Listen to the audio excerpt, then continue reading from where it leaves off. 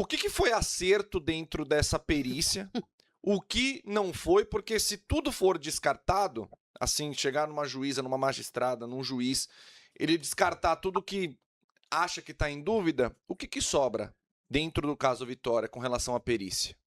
Olha, o que eu vejo são os laudos do IML, tá, que foram bem feitos. As perícias laboratoriais, né, de genética forense também, né, mas com essa ressalva, que a gente consegue, manter a cadeia de custódia a partir do momento que o perito chega ou que ele recebe a prova, até o momento que ele libera essa prova, né. Porém, antes é uma questão até difícil para a gente, porque quando a gente chega num local, a gente não tem controle sobre a preservação. Quando chega ao perito, o local é do perito. Ponto. Vai ser liberado quando o perito que resolver liberar. Mas antes disso, nós não temos controle. A gente fala até que a gente entra vendido na cena do crime, né? Porque às vezes a gente entra numa cena do crime e está aparentemente preservada, mas antes dali, um monte de gente entrou, saiu, fotografou. Já aconteceu de eu estar indo para local de homicídio e receber cena de dentro da cena do crime, do cadáver, no meu WhatsApp. Quem que estava lá? Quem que entrou? Quem que saiu? O que aconteceu ali? Né, será que aquela pegada que está ali no chão eu posso confiar? Ou será que é de algum curioso que entrou ali?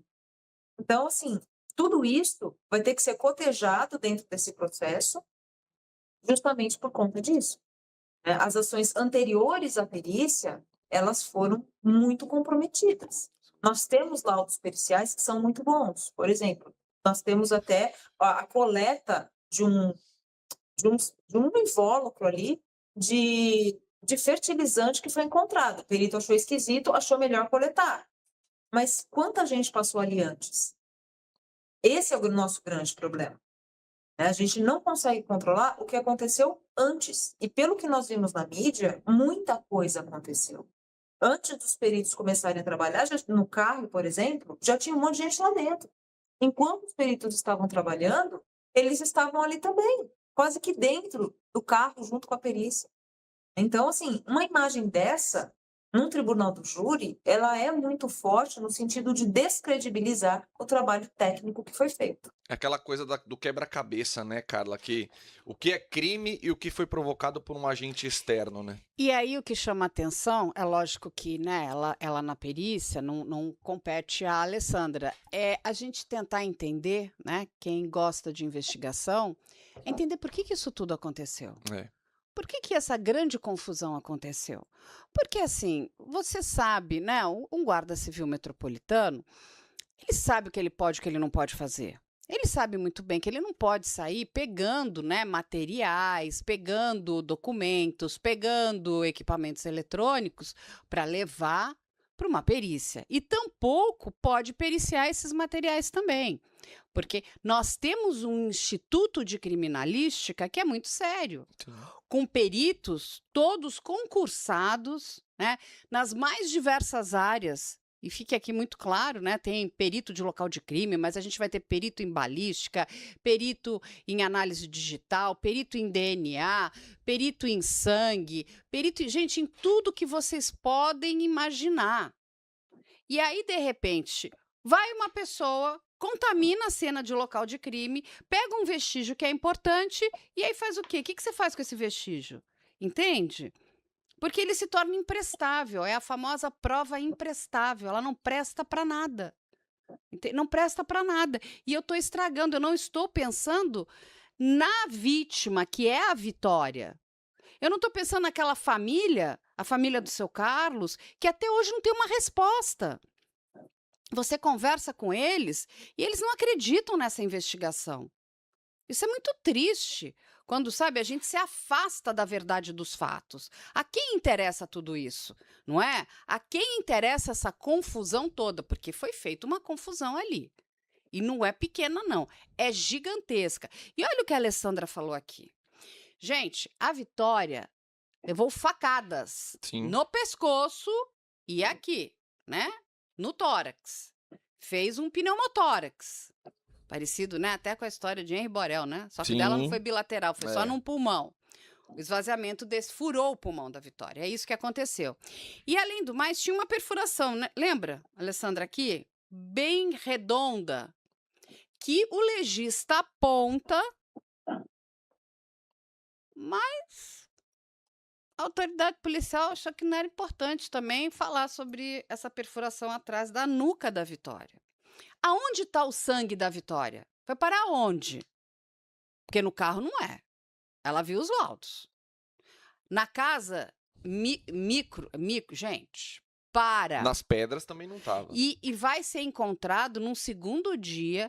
Esse local não estava preservado, porque, de novo, acho que é importante, Alessandra, falar, os peritos podem voltar, né? Tô com dúvidas, eu quero voltar. Mas, para isso, o local tem que estar preservado. Agora, não teve preservação nenhuma. Qualquer pessoa entrou ali. E por isso mesmo ficou? Agora, Carla, aproveitando que a doutora até falou do saco de fertilizante, Maiara, que tá sempre atenta aqui, falou que a gente tem a foto do saco de fertilizante. Vou mostrar, olha lá. E assim, Alessandra, uma outra informação que é bem legal para as pessoas é o seguinte: isso é um produto que ele consegue ser verificável. O que quer dizer isso? É um produto químico. Sim. Desde a sua origem, não é? Até você consegue rastrear a cadeia. Saiu aqui da indústria, foi levado até a loja tal. Na loja tal, alguém comprou esse produto e quem comprou? A gente está vendo um saco. Eu posso afirmar aqui para vocês, eu conversei com um perito de local de crime, sabe o que ele me falou? Não era somente um saco, eram vários sacos. O que é que esses sacos de fertilizante estão fazendo numa área que não é agrícola? Porque, de novo, é uma beira de estrada, cheio de pedra, com matinho, sabe? Assim, tipo, tem umas árvores e tal, mas não é uma área que você vai levar fertilizante. Por que isso aí tá aí? Até pergunto para a doutora Alessandra, isso tem alguma explicação, doutora, sobre talvez acelerar o processo de decomposição do corpo, alguma coisa desse tipo, um saco de fertilizante ou não? Existem alguns criminosos que utilizam, né, não só os fertilizantes, como mais cal viva também, para diminuir o cheiro, diminuir a possibilidade de detecção, né? Porém, ele acaba interferindo aí no pH e na ação das bactérias que vão decompor aquele corpo e até mesmo das larvas. Então, isso pode atrasar essa decomposição. Tá? Claro que depende, né? Depende da concentração. Se eu acidifico ou se eu subo muito pH ou se eu desço esse pH, eu posso acelerar essa decomposição, mas a tendência é que ele dê uma conservada nesse cadáver justamente por essa alteração. Eu acredito que o assassino não tenha essa noção técnica toda, né? Muitos agem por aquilo que eles pensam que vai acontecer, mas, de fato, esse tipo de substância, assim como a cal, ela tende a diminuir o odor. Via de regra, quando a gente encontra cadáveres, assim, não são cadáveres insepultos. Aí eu fico pensando, né? Será que a ideia não seria ir no mar, enterrar o corpo dela? E por algum motivo essa pessoa foi interpelada ou interrompida? Essa ou essas pessoas, né? Que eu acredito que eu não descarto a hipótese de ter mais uma pessoa agindo aí junto com o autor dos fatos. Então, é algo que sim, poderia até ser rastreado, né? Porque a indústria de fertilizantes ela tem um controle pela produção de explosivos. Então, eu acho que valeria a pena sim correr atrás de onde saiu isso, para quem foi vendido, quem teve acesso a esse tipo de substância. Será que foi vendido para uma fazenda X e aí essa pessoa furtou dali ou tinha acesso e levou para esse tipo de coisa? Então, são todas perguntas que estão em aberto. Assim como, da onde veio a enxada, a pá, que foi encontrada dias depois?